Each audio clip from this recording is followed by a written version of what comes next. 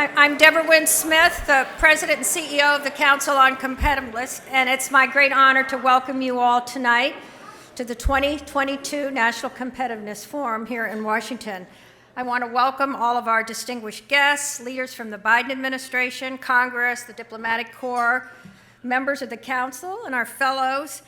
And it is my great pleasure to say how wonderful it is to be together since we haven't met since 2019 in person. So thank you all for coming. I know that many of you traveled from way across the country as far as the Pacific, and we also have some international guests as well. This is, of course, as I said, the first time we've met, and it's very symbolic that we're here in this storied Willard Hotel in Washington.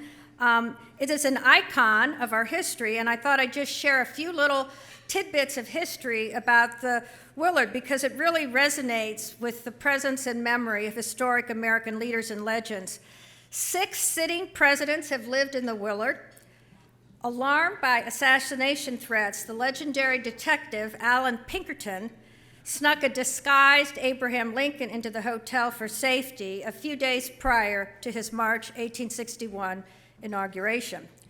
Julia Ward Howe wrote the stirring words to the Battle Hymn of the Republic here, inspired by the regiment that passed beneath her window, singing the soldiers' marching song, John Brown's Body. Ulysses S. Grant frequently smoked cigars and drank brandy in the hotel lobby, complaining about the so-called lobbyists that approached him there. And of course, earlier, about 5:30 today, the lobby was full of all the ladies having tea, and I was praying they would leave in time for our reception.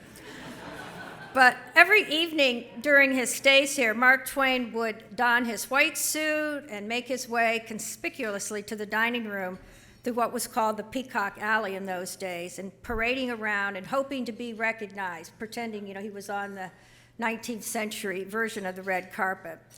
But also among the Willard's iconic guests were P.T. Barnum, Walt Whitney, Nathaniel Hawthorne, John Philip Sousa, Harry Houdini, Gypsy Rose Lee, Charles Dickens, and Buffalo Bill.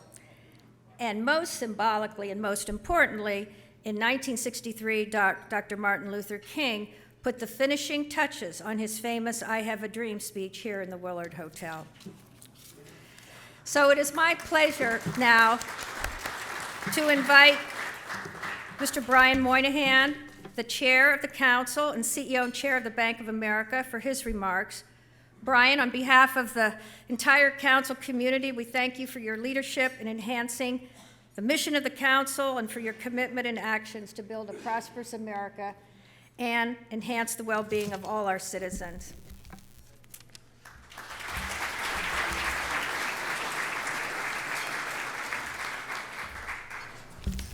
So don't worry, I've only got about an hour and a half, so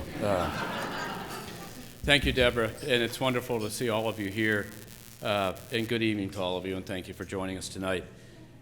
The forum that we have tomorrow is an important opportunity to leverage the strengths of a council on competitiveness. We have 180 members that have joined us, that are CEO partners, representatives from industry, academia, the national labs, and labor unions. And that's what makes this unique more than anything else. It's the only forum that has that diverse of a population working on the competitiveness of this great country and what we can do along many dimensions. And so it's very distinctive that way. If you think about how we work, we work on the things we think are important, and we work on them intently. And we try to think about how to spread that knowledge throughout industry, throughout universities and academia, and throughout the government. We're going to have some great guests tomorrow. The meeting's going to talk about great topics, including how we can continue to be the lead in a clean technology revolution, which is a tremendous business opportunity for this country to stay ahead of. Just at our company last year, we did, for our clients who are going to drive this, we did almost $200 billion of financing in 2021, so it is a major amount of work. And when I travel the world and talk about the environment more than I probably should, I always say to people, what is unbelievable is the private sector using the research from the great universities and applying it that will actually solve this problem. It takes trillions of dollars to do it, and the only people who got the money are in this room. And the only people who got the talent and innovation are in this room. And the only people who can actually build the facilities are in this room. So keep working on that. We're going to talk about the future of innovation, the future of work, and the future of aging, which is maybe an oxymoron, the future of aging. But we're going to have my friend and for a long time, Commerce Secretary Gina Raimondo come speak, who's a superstar in terms of what she's doing for American competitiveness around the CHIPS bill and otherwise. She's going to talk about that landmark legislation and the work the Biden administration is doing around the infrastructure bill, the Inflation Reduction Act, the CHIPS Act, and many other things. We're going to have Dr. R.T. Prabhakar, the Director of the Office of Science and Technology Policy and Assistant to the President for Science and Technology, who will talk about the initiatives that he's leading for the administration. And so I look forward to our time together tomorrow. We've got a long day, but tonight it's about having some fun, enjoying your dinner, and enjoying a conversation that was going so strongly before Deborah and I got up and interrupted you. So, but I will give you one caution: breakfast is at 8 a.m., and so be ready. And we'll see you tomorrow at breakfast at 8 a.m. Meetings in the ballroom at 9, and have a great evening, and thank you for attending. And we look forward to hearing from all your wisdom tomorrow. Thank you.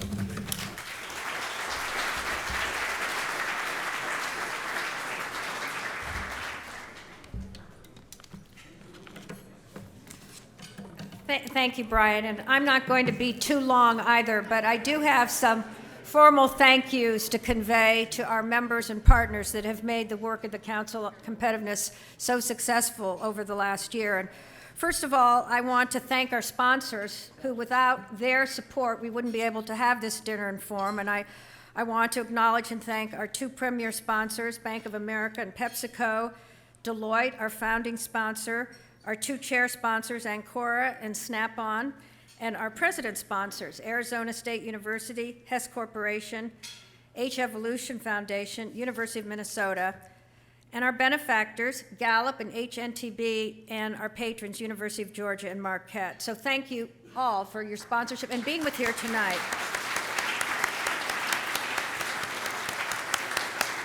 And in addition to our great chair, Brian Moynihan, I want to also recognize and acknowledge the leadership of the Council's Board of Directors, our new business vice chair, Janet Fouty, who's the executive chair of the board of Deloitte, U.S., our academic vice chair, Joan Gable, the president of the University of Minnesota, our labor vice chair, Lonnie Stevenson, international president of the International Brotherhood of Electrical Workers. Lonnie could not be with us tonight, but he sends his regards for a successful forum. And our chairman emeritus, Chad Holliday, who's been a leader in the council for many years.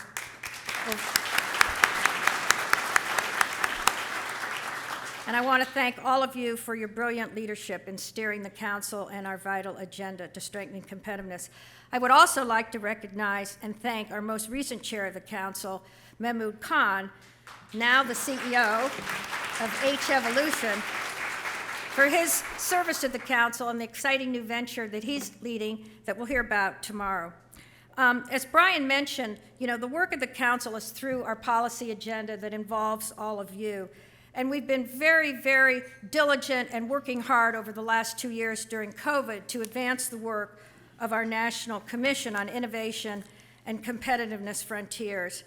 During the pandemic, we released our flagship report, Competing in the Next Economy, the New Age of Innovation, and many of you contributed to the recommendations and the framing of that report that had our call for a 10 times action to increase the number of innovators, the speed of innovation, the scope of innovation, and innovation all over our country. And we are very proud that many of these policy recommendations that we all co-created in the first phase of the Commission's work actually were reflected and have been reflected in the groundbreaking legislation that our chairman just mentioned, the CHIPS Plus Act, as well as the infrastructure bill. And of course, the president signed the bipartisan CHIPS Plus Act into law on August 9th of this year. This is really a seminal point for competitiveness in our investments as a nation, because this bill authorizes some $280 billion in new funding for our nation's R&D enterprise, including very important new initiatives to secure our critical supply chains, revitalize our advanced manufacturing in America, of course, semiconductors, very, very significant materials, the frontiers of artificial intelligence, quantum computing, biotechnology, genomics, nanotechnology, and the transformational clean energy revolution underway for a zero-carbon world. And we are also, I think we deserve a good applause for that. And we are also very excited that this legislation, authorized the funding for the new technology directorate at NSF, Technology, Innovation, and Partnerships, that will accelerate the commercialization of new technologies from startup to scale. And I know a number of our colleagues from NSF are here tonight, so we want to congratulate you and the director on that legislation. I also want to thank the commission leadership. In addition to our board, we have the representation of the national laboratories, and Dr. Thomas Zachariah has served as that co-chair of the commission. Thank you, Thomas. And I know in the new year, Dr. Tom Mason will assume that leadership position representing the laboratory. So thank you both very much for bringing the importance of our preeminent national laboratory system into the work of the council.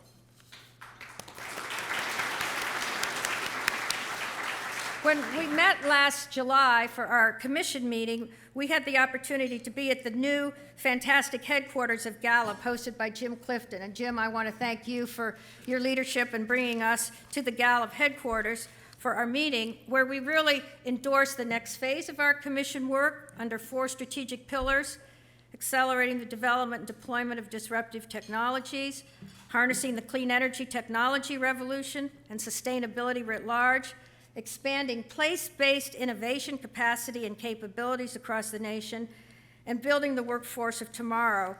In preparation for that meeting, the council hosted our first regional innovation summit last June in Laramie, Wyoming.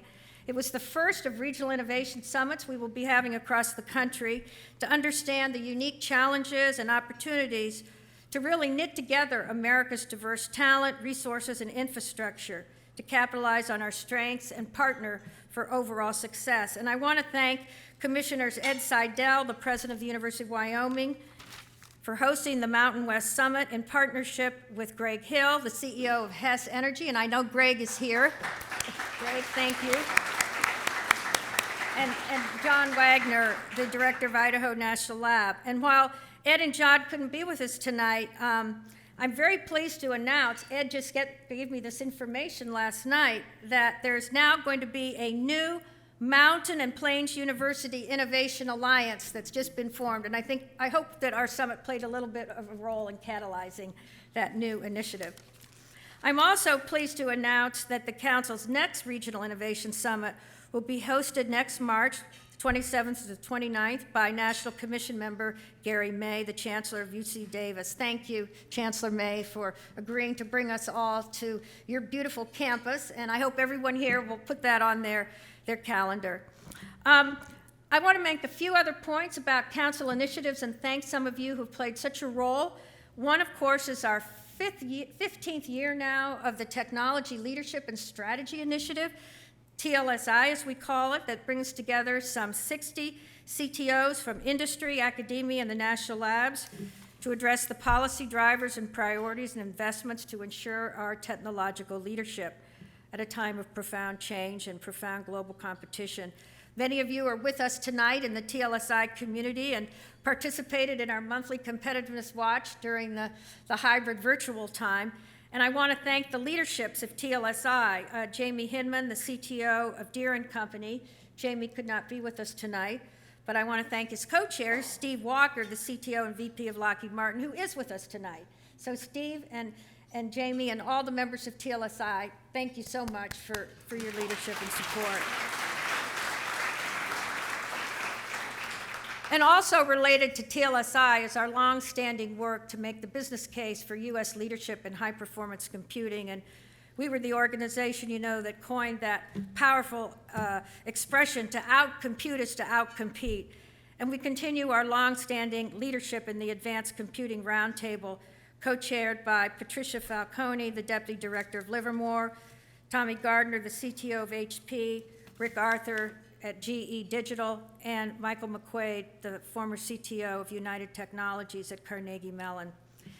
And while the council really has all our initiatives bringing together these sectors that are on our membership, we do have a special group of university presidents called the University Presidents Leadership Forum, and they have done tremendous work in really articulating not just policy issues, but the pivotal importance of the university infrastructure of America to economic development, to developing the next work phase, as well as our global cooperation. And I want to thank the members of that who are here, and also the co-chairs, Mike Lovell, the president of Marquette University, and Jerry Moorhead, the president of University of Georgia.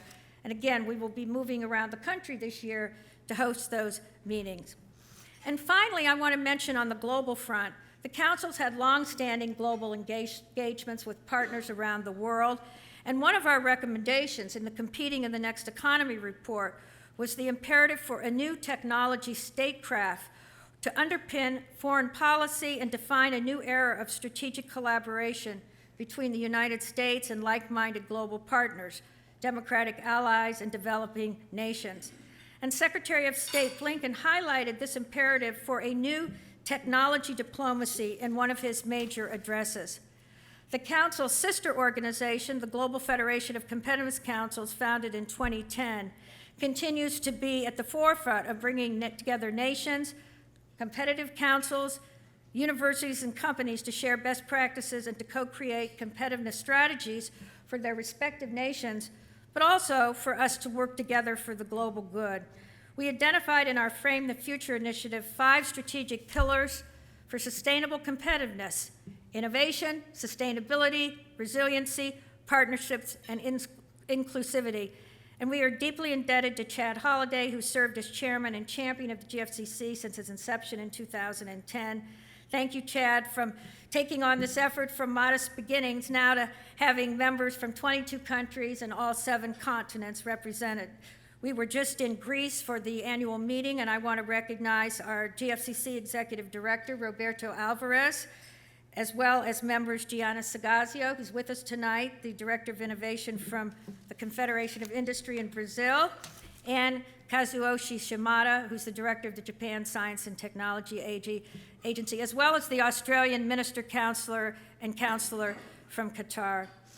And I want, of course, before I sit down and we enjoy our dinner, thank the incredible council staff. Our Executive Vice President, Chad Evans, does a superb job leading our innovation portfolio.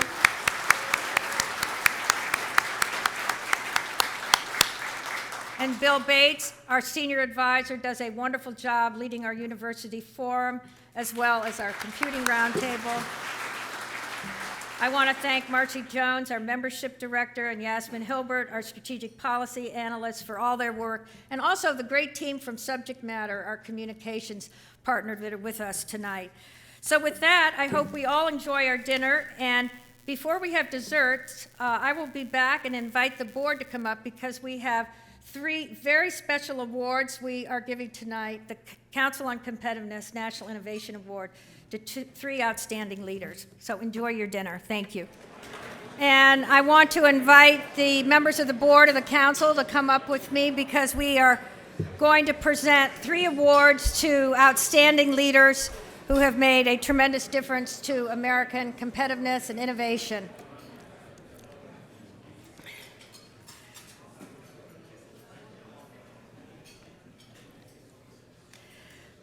So our first awardee, on behalf of the board and membership of the council, is the Honorable Franz Cordova.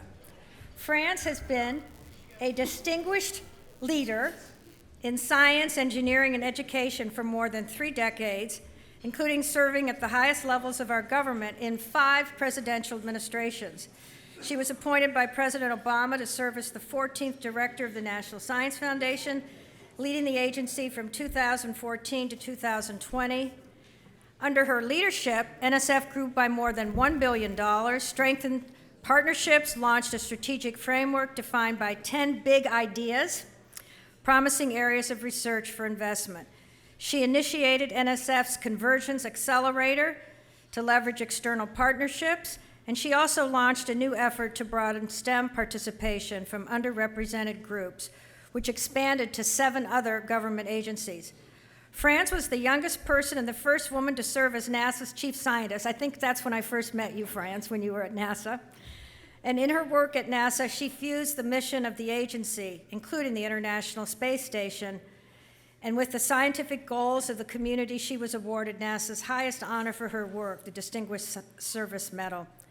She has demonstrated outstanding leadership in the academic world.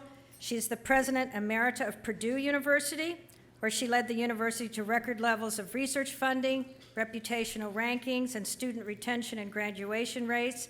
She established a new College of Health and Human Sciences at Purdue and a new Global Research Institute. She's also Chancellor Emerita of the University of California, Riverside, where she laid the foundation for a new medical school, California's first public medical school in over 40 years.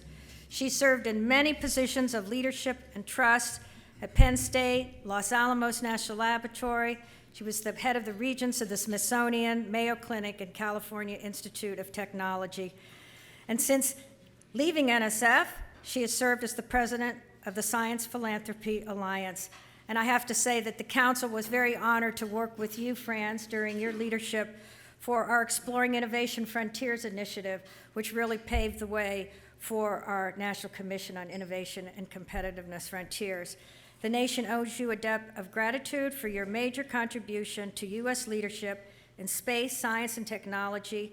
We salute you, and we are proud to have you as a Council on Competitiveness Distinguished Fellow.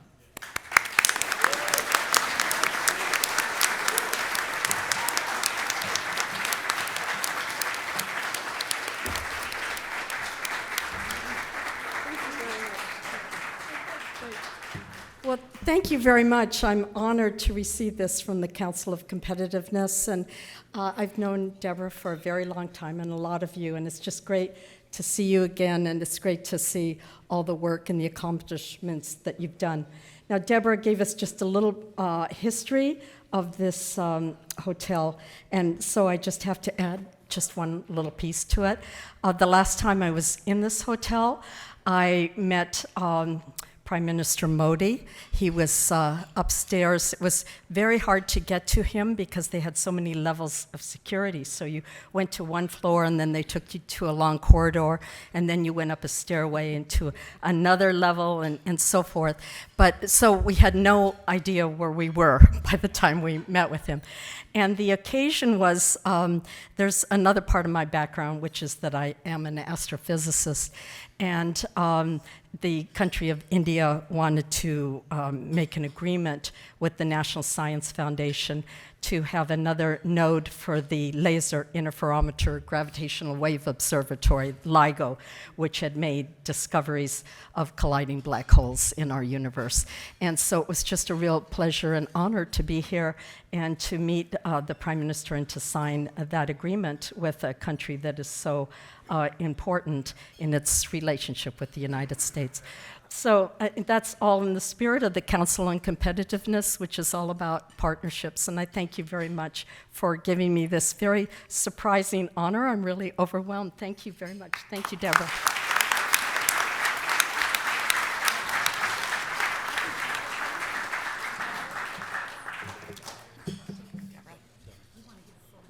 Yes.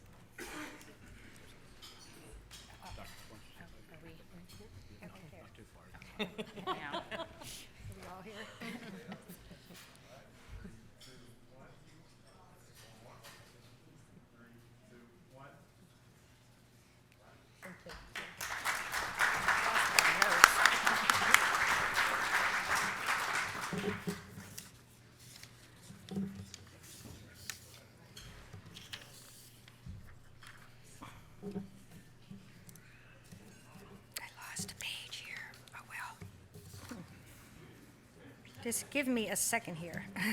Thank you.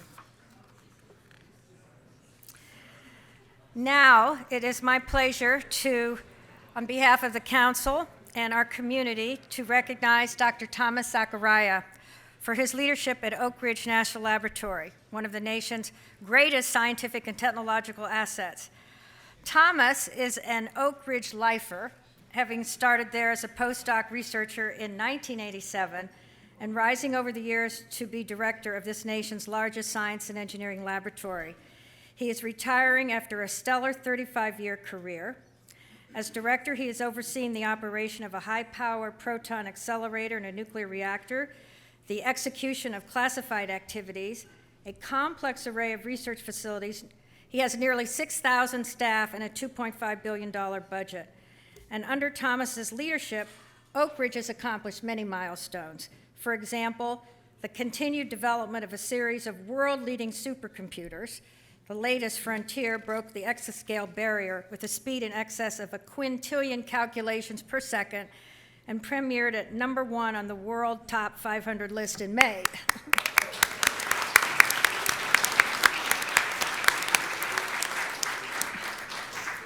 And I have to say that we first started working with Thomas at the council when he was leading supercomputing at Oak Ridge, and you were a star in pulling together all the capabilities of the DOE system, Thomas. Thomas also established and led critical multi-institutional research efforts, including the Exascale Computing Project, Quantum Science Center, and Center for Bioenergy Innovation.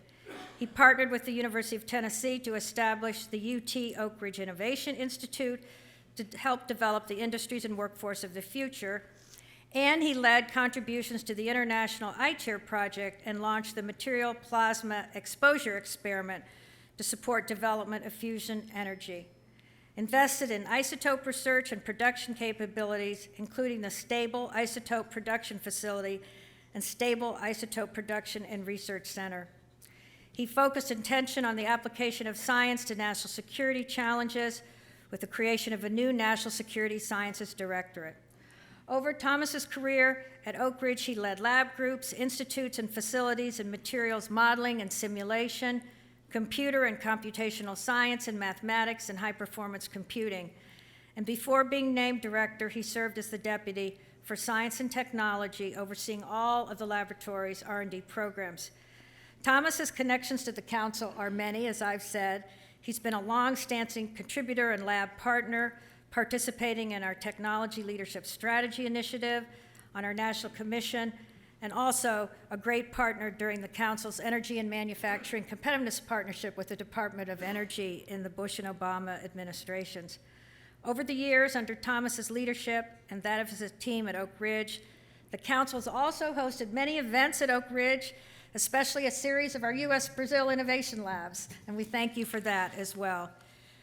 You have been a tremendous leader for the laboratory, for the country, and the world, and we thank you very much for your public service to the nation and your great, rich accomplishments, and we wish you a wonderful retirement, but we don't think you'll be retired for long.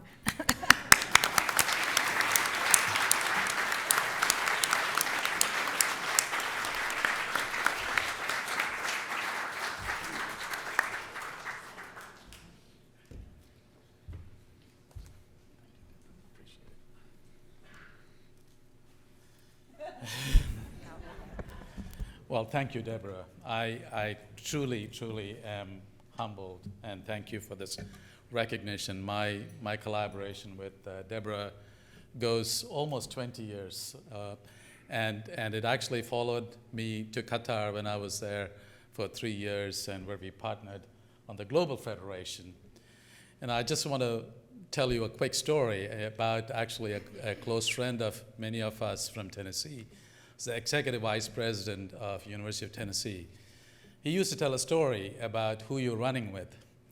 As a young assistant professor at University of North Carolina, Chapel Hill, he would see this young student who would be running, and he started joining and running with him.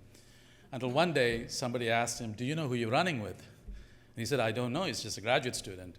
It turned out he was Tony Waldrop, and he was the world record holder in 400 meters, right? And so I just say that because I've been blessed and privileged to be running with all of you, especially you, Deborah. So thank you very much for all the support.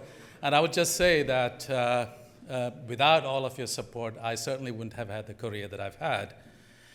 And the one regret that I have is that I wish I could restart my career today as a young postdoctoral fellow, because climate change and energy transition is the most compelling challenge that faces humanity. And U.S. has an opportunity to lead the world. And so with CHIPS and Science Act, I think DOE national laboratories have an opportunity to be funded Office of Science to be funded at a much higher level so that we can continue to propel this innovation. And so thank you for your support, continued support for the national laboratory system, academia, and industry, and look forward to working with all of you in the future. Thank you, Deborah.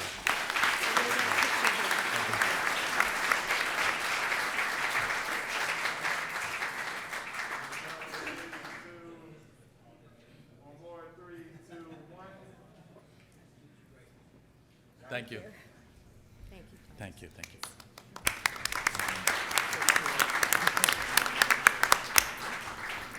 And speaking of energy and climate, on behalf of the council and our community, I want to recognize, on behalf of all of us, the Honorable Paul M. DeBar.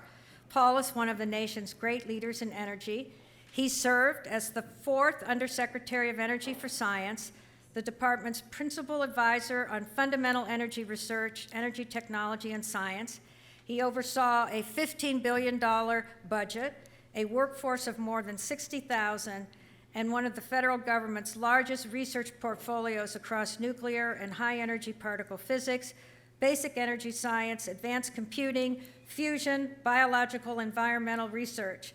He also exercised direct management over a majority of our crown jewel national laboratories and their world-leading user facilities, a globally unique scientific and technological asset that is truly the envy of the world. Paul also managed the department's environmental and legacy management missions, addressing the U.S. legacy of nuclear weapons production and government-sponsored nuclear energy research, the largest environmental remediation program in the world. He led technology commercialization activities for the department and its 17 national labs, played a key role in the Energy Storage Grand Challenge, the National Quantum Initiative, and the U.S. Quantum Internet Blueprint. Over his time in government service, while in the Navy, Paul traveled by submarine to the North Pole to conduct environmental research and to the South Pole in support of high-energy physics astronomy missions. Prior to confirmation as Undersecretary for Science, as a managing director at J.P. Morgan, he led various energy business areas with more than $400 billion in investment across all energy sectors, including solar, wind, geothermal, distributed generation, utility, LNG, pipeline, oil and gas, trading, et cetera, and nuclear. In addition, he had a senior leadership role for the company's commodity trading business, including power, oil, and gas. He served as a nuclear submarine officer in Mare Island, California, and Pearl Harbor, and also with the Department of Energy Environmental Management Board. He's been a lecturer at the U.S. Naval Academy and conducted research at Johns Hopkins.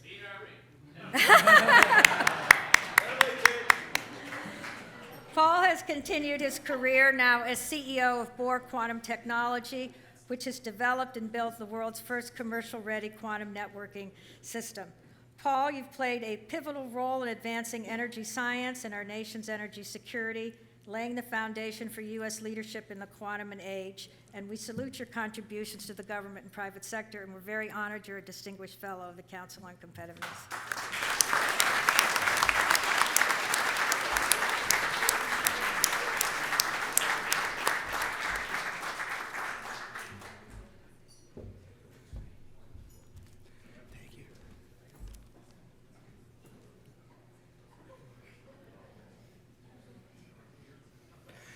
Well, thank you very much. I was very surprised when you told me I was going to be given this honor.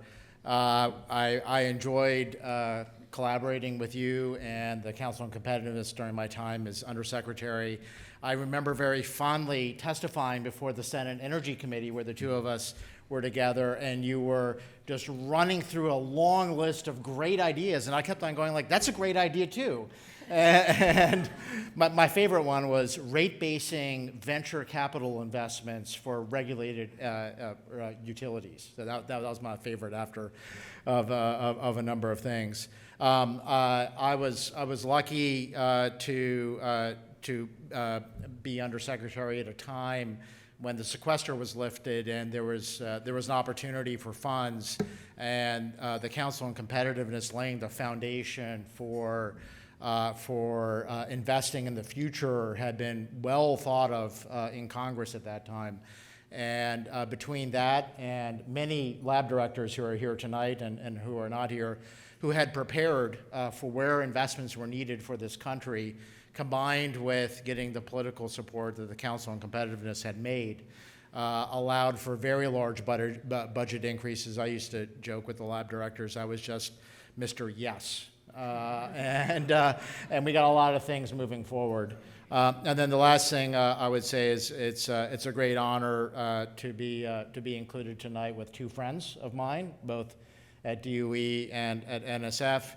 I enjoyed many a trip with France and with Walt Kopan over there. We got to go to the South Pole together, see our joint facilities, and in Chile. But I think it is a wonderful environment now to drive competitiveness forward because of the groundwork by this group of people, by what Senator Schumer and Endless Frontiers ultimately, the CHIPS Act, or where it's at. Just need the appropriations. I'm getting a letter together for that to support that, and look forward to continuing to build that momentum. So thank you.